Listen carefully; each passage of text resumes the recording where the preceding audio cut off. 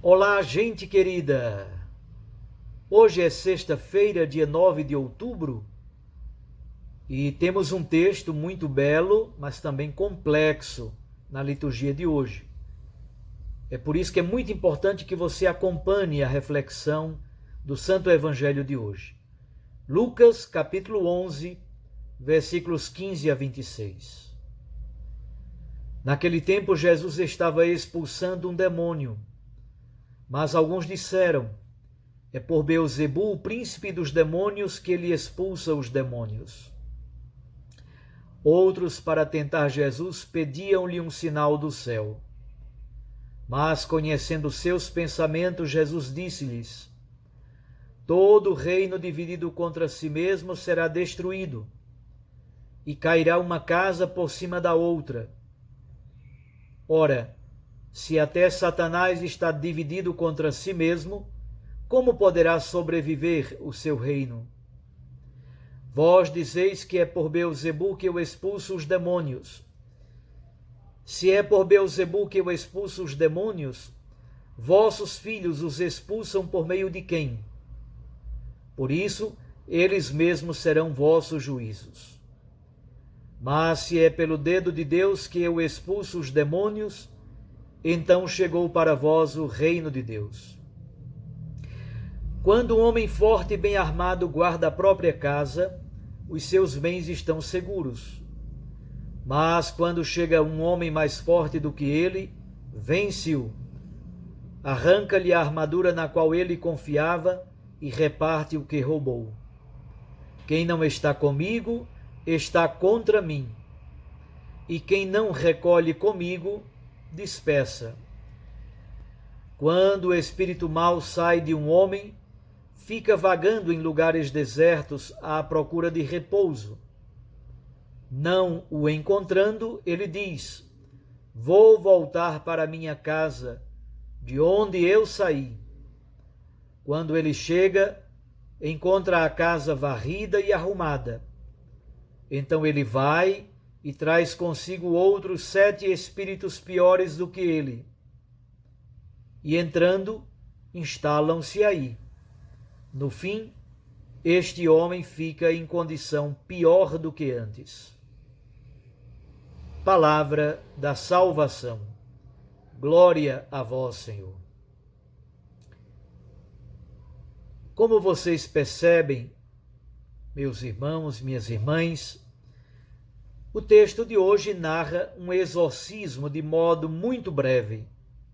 É somente uma frase no versículo 14. Jesus estava expulsando um demônio. Ponto. É a ocasião exatamente para se discutir a origem da autoridade de Jesus. E também para que Jesus faça a defesa da sua atividade taumatúrgica. Taumatúrgica tem a ver com cura. Jesus era um taumaturgo. Então Jesus precisa fazer a defesa da sua autoridade terapêutica e também do seu ministério de exorcista. Isto é, Jesus realiza curas e expulsa espíritos impuros. Como vocês puderam ver, é um texto um pouco complexo, exatamente porque a compreensão bíblica do mal está distante da nossa mentalidade contemporânea. Por um lado, é preciso continuar afirmando, e nós, cristãos católicos, continuamos a afirmar: existe o mistério do mal e existe, inclusive, a sua personificação. A doença, o sofrimento, o pecado, a morte, a exploração, a injustiça, a violência, a iniquidade, todos os males, de algum modo, são influxo desse poder misterioso do mal, porém já vencido pela morte redentora de Cristo na cruz. Alguns séculos antes de Jesus, desenvolveu-se no Oriente uma verdadeira angelologia e também uma demonologia.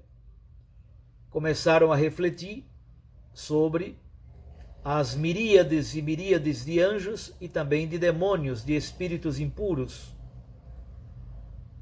Na antiguidade também, algumas doenças, especialmente aquelas doenças das quais não se conhecia muito bem a cura, ou também as doenças neurológicas, que hoje nós chamamos doenças neurológicas, ou as doenças psiquiátricas, psicoemocionais. Essas doenças eram, de modo especial, atribuídas ao poder satânico. O ser humano era alienado. Essa palavra é muito interessante, vem de alien. Alien significa o outro. Então, o ser humano era alienado por um outro espírito, que não era o seu espírito, nem o Espírito Santo, o Espírito de Deus. Era exatamente um espírito impuro que se apossava dele e que rouba a liberdade do ser humano. A pessoa então perde a sua liberdade e é dominada por um outro de fora. É exatamente isso o que significa alienação. Depois da frase inicial, já se introduz a reação dos presentes, nos versículos 15 e 16. Você pode acompanhar na sua Bíblia. E eles acusam Jesus de agir em nome de Beelzebu. E também pedem um sinal para testá-lo, isto é, pedem um sinal sem acreditar em Jesus. Nessa passagem da Escritura, Jesus responde à primeira acusação, a acusação de expulsar espíritos impuros em nome de Beelzebu. Vejam os versículos 17 a 20. Na verdade, essa acusação é o pecado contra o Espírito Santo. Não somente não perceber que Jesus age em nome de Deus, mas inclusive atribuir a sua atuação ao poder de Satanás. Não somente não acreditam, mas inclusive atribuem a ação libertadora de Jesus, a pregação do reino, ao poder maléfico. A segunda argumentação de Jesus parte de uma pergunta retórica. Jesus diz: ora, se eu expulso demônios por Beelzebu, os vossos filhos, isto é, os outros exorcistas judeus, eles os realizam em nome de quem? Por meio de quem?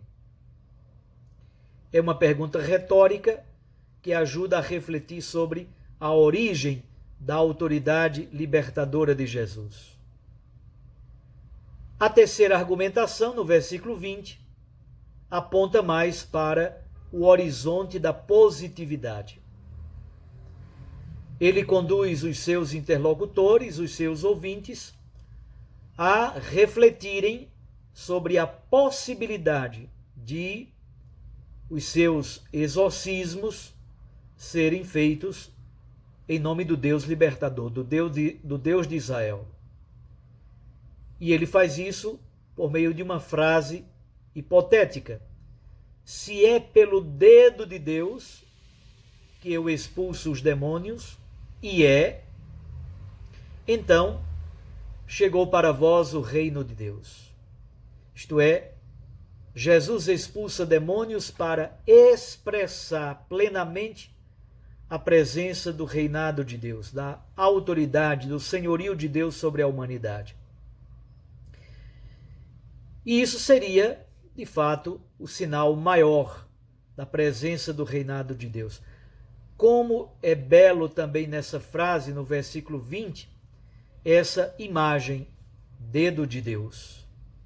O dedo de Deus, na Bíblia, o dedo de Deus a mão de Deus, o braço de Deus, é símbolo da ação criadora e também da ação libertadora de Deus. E Beelzebu, quem é? Beelzebu é um dos nomes do espírito maligno.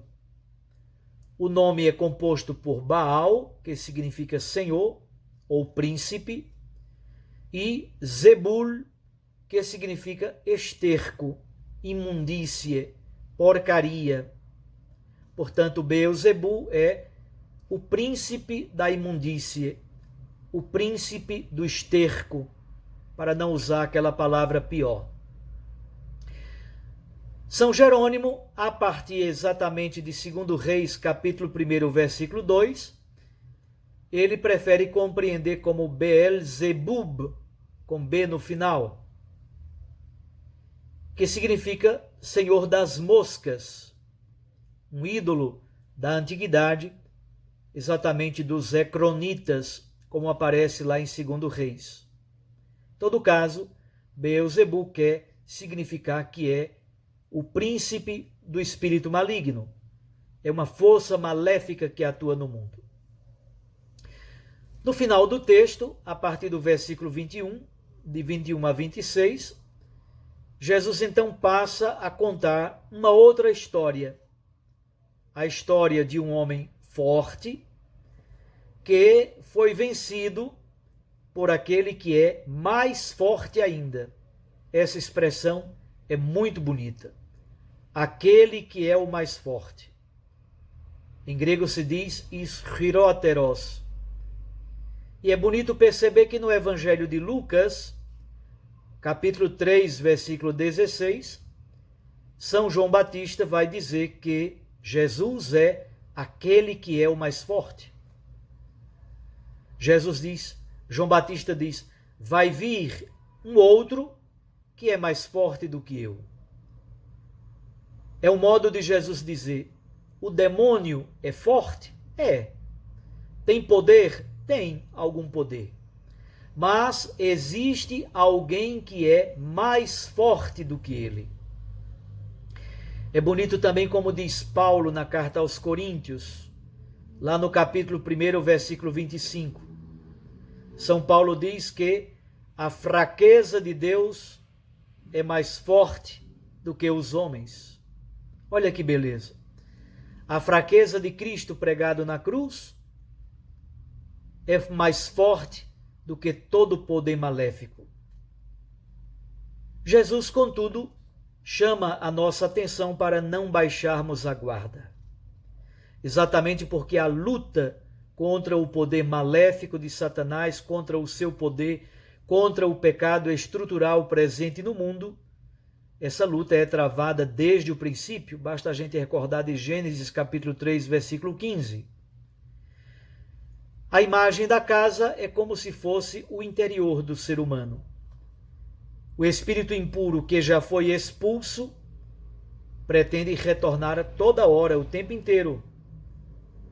O demônio, portanto, tem um poder. É um poder relativo, mas tem poder. E esse espírito impuro que foi expulso pretende retornar.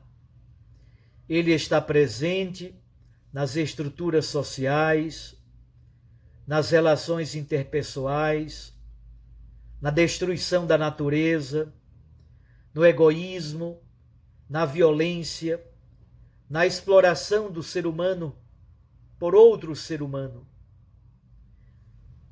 Em todas as situações onde a vida humana é diminuída, é pisada e massacrada, Jesus está retirando o poder de Satanás por meio de sua morte libertadora na cruz, e nós, pelo batismo, também somos convidados a retirar o poder maléfico do mundo por meio da ação libertadora, do anúncio do reino, da proclamação da esperança, anunciando a alegria, anunciando a esperança do reinado de Deus e também denunciando e expulsando todo o poder maléfico, poder do pecado, poder da morte, poder da injustiça, que se revela no mundo.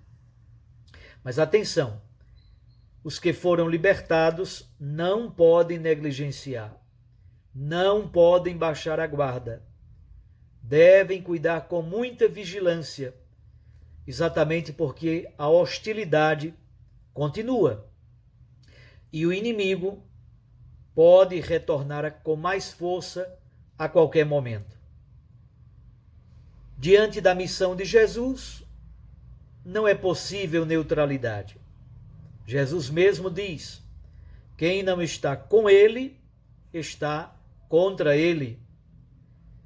Jesus coloca as curas e os exorcismos que ele realiza em sintonia profunda com toda a sua identidade messiânica. Em seus gestos libertadores, irrompe aí o reinado de Deus. Nada em Jesus é espetáculo. Tudo em Jesus deve conduzir à fé e conduzir à plena expressão do senhorio, da soberania e do reinado de Deus em nossa história. Um abraço a você. Deus o ilumine, o abençoe e o guarde. Fique com Deus, com sua Mãe Maria Santíssima. Recorde que a palavra aquece o coração e a Eucaristia nos lança para a missão.